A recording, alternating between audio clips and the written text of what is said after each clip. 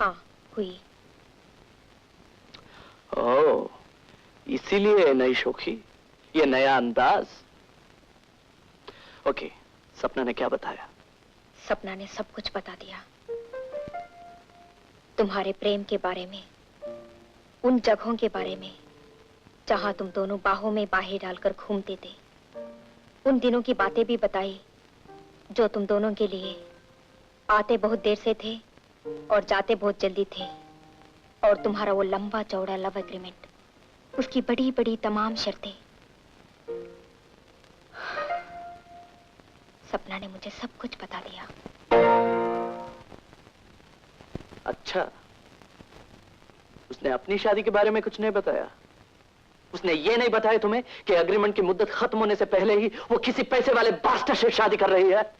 वासु, मुझे कल जैसा अधिकार होता तो ऐसी नीच बात कहने पर मैं तुम्हारी मुंह पे तमाचा मार देती। तुम्हें कोई भी ऐरा गहरा मिला, उसने कुछ भी कहा, तुमने मान लिया?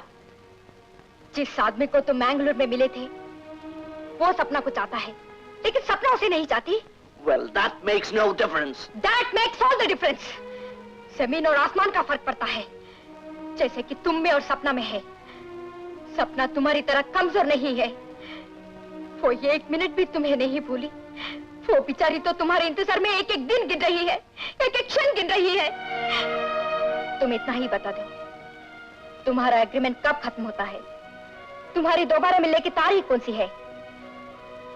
बोलो। दिसंबर 1979। यानी कि कल। और उस कल की राह देखते देखते उसकी आंखों में नासुर हो गए हैं। तुमने कितनी आसानी से भुला दिया उसे और चल पड़े मुझसे शादी करने।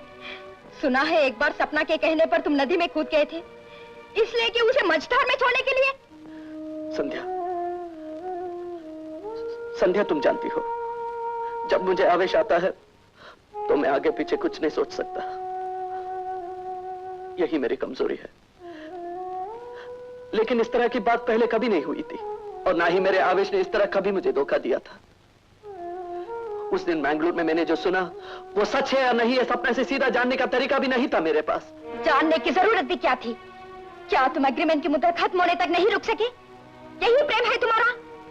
तुम्हारा मन इतनी छोटी बातों से हिल जाता है तो ना तुम्हें प्रेम करने का अधिकार है ना प्रेम मांगने का।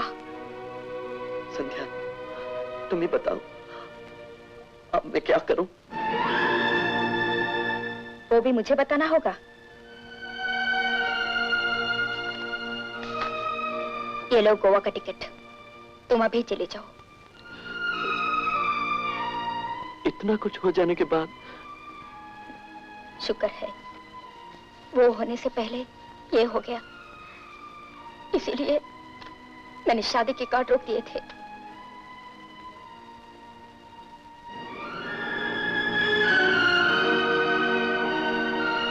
संध्या, अब तुम?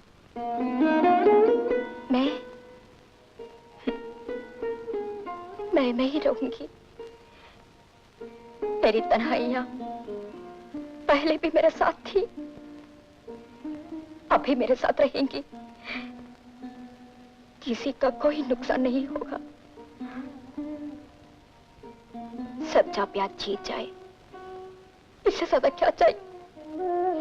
लेकिन तुम जैसी देवी को इस तरह छोड़ के जाऊं तो क्या सपना मुझे माफ करेगी?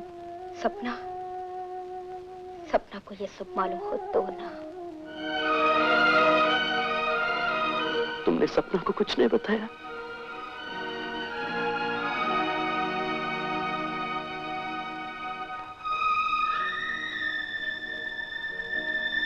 संध्या, तुम आन के आन में इतनी ऊंची हो गई हो, मैं तुम्हारी आंखों में आंखें डालकर भी नहीं देख सकता।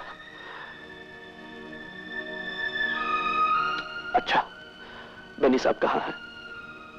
मेरे बारे में भैया से बात करने की कोई जरूरत नहीं। लेकिन संध्या, मैं कैसे? नहीं, मेरी शादी तुमसे नहीं होगी, ये मैं खुद कह रही हूँ। जाओ वसु, तुम्हारे प्लेन का वक्त हो गया है। याद रखना, आज तुम जा नहीं पाए तो तुम सपना से कभी नहीं मिल सकोगी। सपना तो बस सपना ही हो जाएगी। जाओ। संध्या, जाने क्यों मुझे ऐसा लगता है मैं सपने से शायद अब भी नहीं मिल सकूंगा। इतना तो बता दो, तुम्हारे आने से पहले उसने कुछ कहा था? आने से पहले?